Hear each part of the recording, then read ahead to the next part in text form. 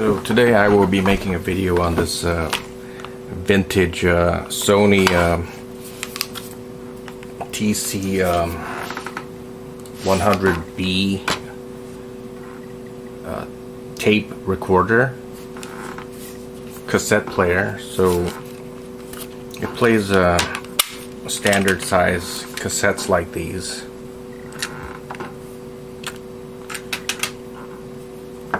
I got this back in 1980. I think my father gave it to me.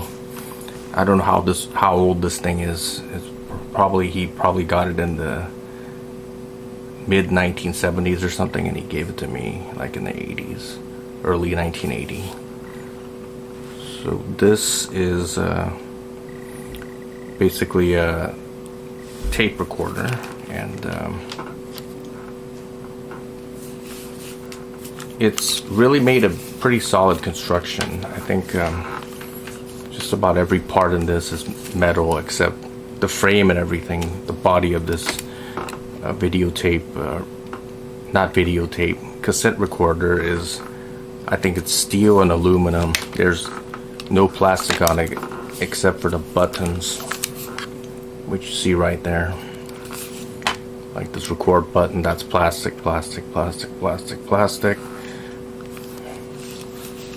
And everything else is just made out of metal, some kind of alloy or steel. So it's pretty heavy. And it came with this cover right here. I don't know if this cover is made out of leather or some kind of plastic.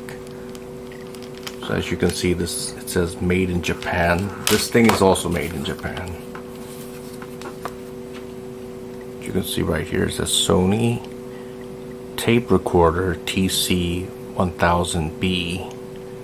It says the battery supply is 1.5 volt times 4, so that's 4 AA batteries.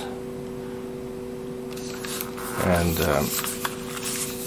to take the battery out, you just use this. You just press on that and then slide it out, just like that.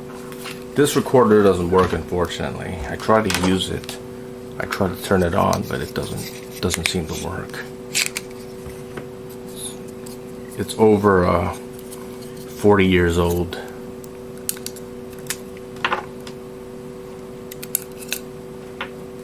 That's how you remove the batteries.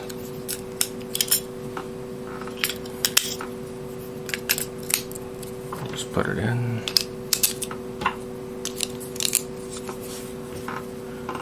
And you just slide it in through this way. There's like a little notch, you see.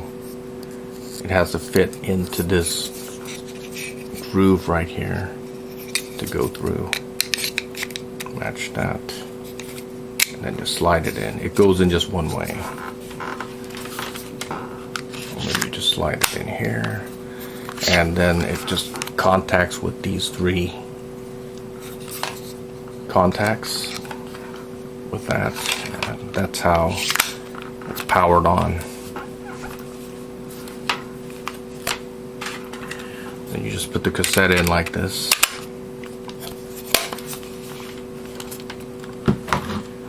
I hear something, but it's not playing.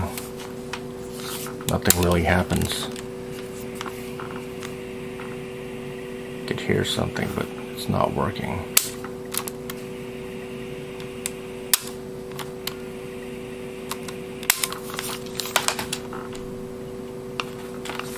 So the controls right here says start, stop. That's a volume control. It's just a knob wheel.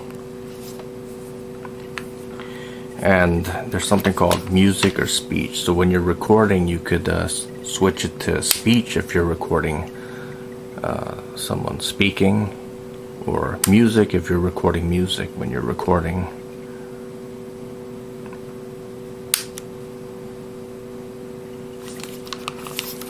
And in addition to that, there's a carry handle, which you see right there. And there's a microphone jack, which you can use to record. I don't know what the remote thing is. I don't know what monitor is. But there's a DC in 6-volt connector. That's if you want to power it without batteries.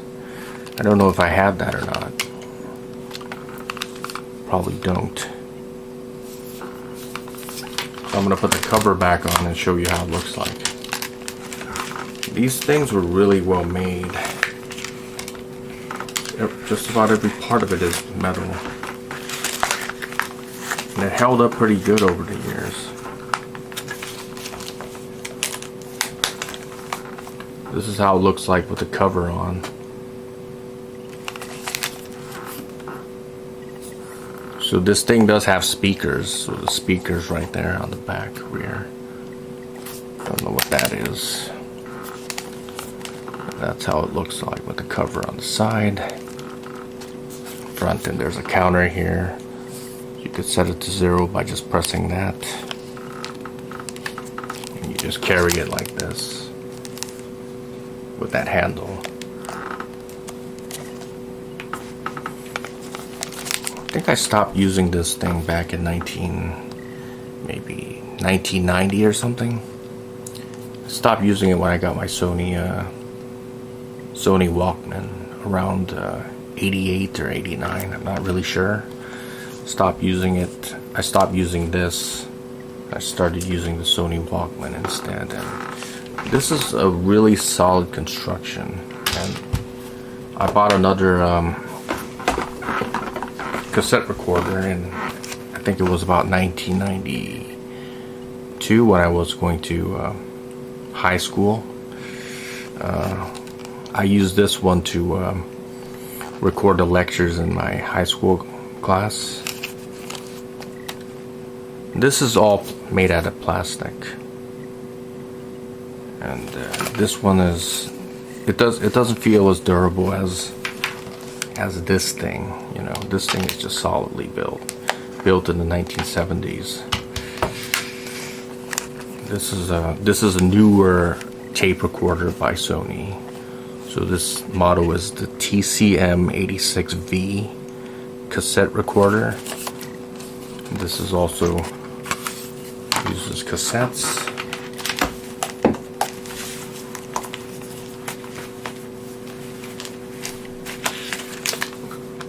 Let me get that out.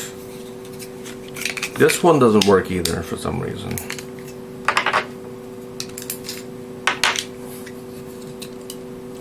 Maybe the mechanism seized up or something. It corroded. But anyways, it doesn't work.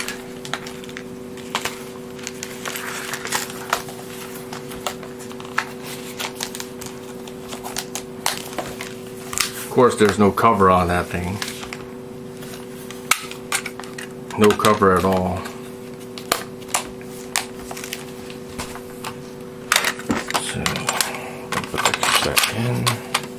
Put the cassette in just like that, and to take it out, there's this little hinge right here. Just pull it up like that and pull out the tape.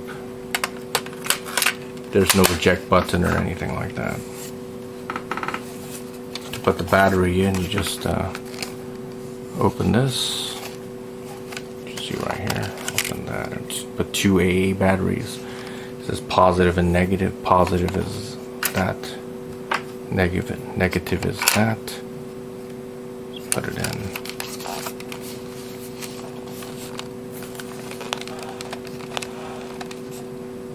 If this doesn't work either, this damn thing, also not working. Because when I press the buttons, it doesn't hold it. It doesn't go in, see.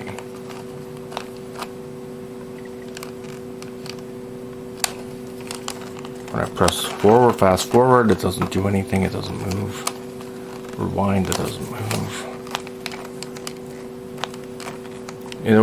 In order for you to record, you have to press play and record at the same time to record. And the microphone for this device is right there, where you see mic. And there's this function called pause. I don't know what that is. Maybe this pause when you're recording something. So this is the play button. That's the record button. You press it with play to start recording, and there's stop, that's rewind, and that's fast forward. It's quite simple, and the speakers right in the front right here, it says VOR. This means voice operated recording. So this thing would only record when it senses a voice or something, or a sound. That's when it would start recording. So this is a new type of technology, and it has 3-volt power adapter. It didn't come with it, you had to buy it separately. And there's the input for the microphone right here, and there's the function for the VOR.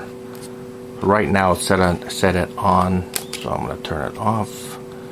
This is for the stereo jack for the headphones, and the volume control is the same as the other one. You just turn the knob. But this one is made out of like cheap plastic. It's very cheap. It's not as good as the other one. And here's some of the instructions, basic instructions on how to use it, and that's about it. So you can see the quality between this and that. This is heavy, this is durable, really nice. This is like made out of very cheap plastic, but they're both Sony cassette recorders.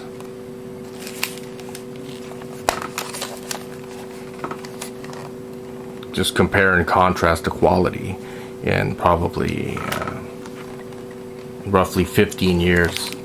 These were set apart from each other, right? Quite a contrast. And the stuff that we have today, made today, is even worse quality, you know.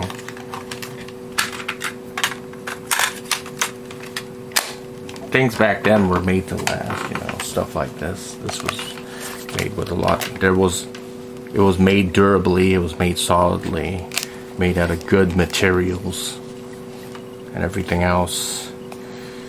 And stuff like this, not so much, not so durable. And when we entered the 1990s, and as for stuff like this, I guess it was near the end of the line for its development potential. So because we were heading more towards CD compact discs as a medium versus using cassettes. But I remember using cassettes all the way up to like 1995, because in my old car, it was a Honda Prelude. It was a 1992 model Honda Prelude. I had a cassette player in that car, you know. It used cassettes just like that. It didn't have a CD player, so people were using cassettes all the way up to, let's say, probably as far as 1995. But a lot of people transitioned to using CDs or compact disc probably around starting from probably 92 and onward. So that's my take on that. So yeah, so that's basically you could kind of like see a transition in the way things were like manufactured and constructed through the years, right? By looking at these two contrasts and comparing it with stuff that is made today.